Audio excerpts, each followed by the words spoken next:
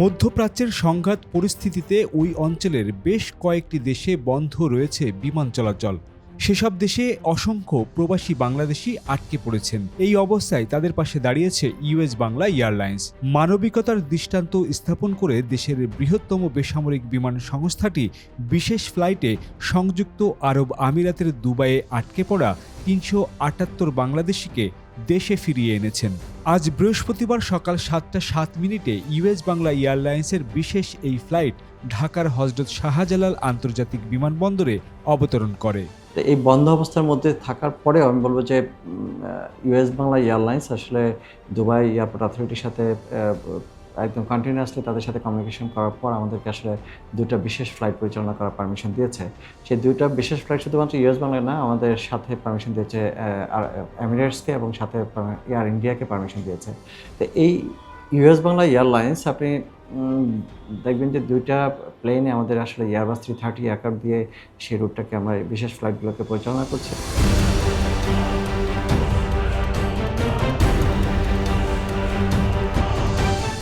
অপর ফ্লাইটটি হযরত শাহজালাল আন্তর্জাতিক বিমানবন্দর থেকে বৃহস্পতিবার বিকেল 5টা 15 মিনিটে দুবাইয়ের উদ্দেশ্যে রওনা হয়েছে।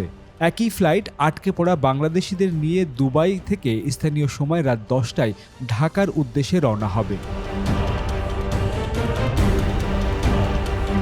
যাদের ভিসা শেষ হয়ে গেছে কিংবা ভিসা শেষ হওয়ার পথে আছে সেই প্যাসেঞ্জারগুলোকে আমরা ফার্স্ট প্রায়োরিটি দিই এবং আদার্স যাদের আসলে নেসেসারি যে তাদেরকে আমরা আসলে প্রথম ফ্লাইটে বিশেষ করে 4 তারিখে যে ফ্লাইটটা গেছে এবং 5 তারিখে মর্নিং এসে পৌঁছেছে 378 জন প্যাসেঞ্জার নিয়ে আমাদের কিন্তু প্রথম বিশেষ ফ্লাইটটা ঢাকায় এসে পৌঁছালো।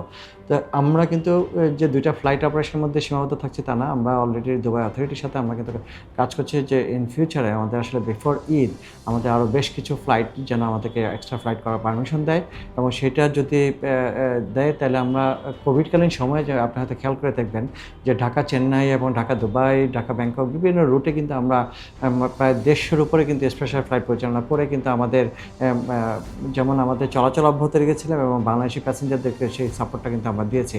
এখন ইউএস বাংলা এয়ারলাইন্স বাংলাদেশে একটা প্রাইভেট এয়ারলাইন্স হওয়ার পর অন্যতম সেরা একটা এয়ারলাইন্স হওয়ার পরেও আমি বলবো যে যেভাবে আসলে আমাদের যাত্রী সাধারণ এবং বাংলাদেশি জনগণ যেভাবে আস্থার জায়গা থেকে ইউএস বাংলাকে রেখেছে সেই আস্থার প্রতিদান হিসেবে আমরা একটা সেবামূলক প্রতিষ্ঠান হওয়ার পরেও আমাদের যে একটা বাধ্যবাধকতার মধ্যে থেকে আমরা সেই সার্ভিসগুলো দেওয়ার একটা চেষ্টা করছি।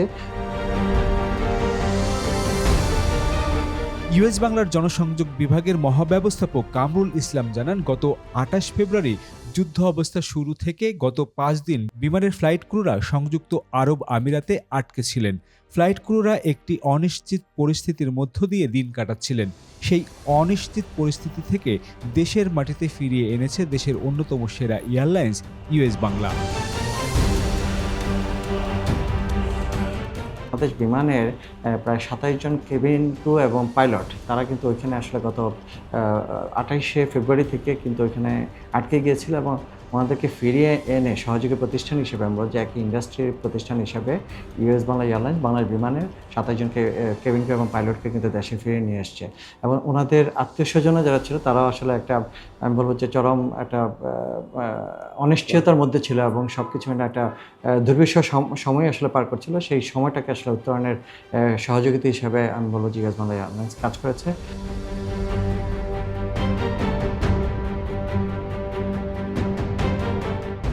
টিকিট বুকিং সংক্রান্ত যে কোনো তথ্যের জন্য বাংলাদেশ ও সংযুক্ত আরব আমিরাতে ইউএস বাংলা এয়ারলাইন্সের যে কোনো সেল সেন্টার অথবা নিকটস্থ ট্রাভেল এজেন্সিতে যোগাযোগ করার জন্য বিশেষভাবে অনুরোধ জানানো হয়েছে।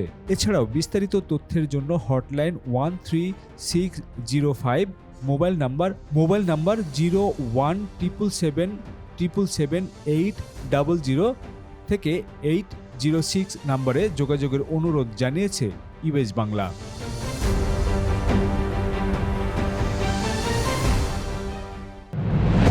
From the runway to the skies, this is where our aviation story begins.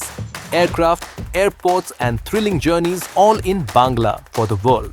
Discover the wonders of aviation, the known, the unknown, and the stories that make the skies come alive. And salute to Bangladesh's remittance warriors, our heroes abroad keeping the nation moving forward. I am Jolhas Kabir, Welcome to the skies and to the stories that truly matter.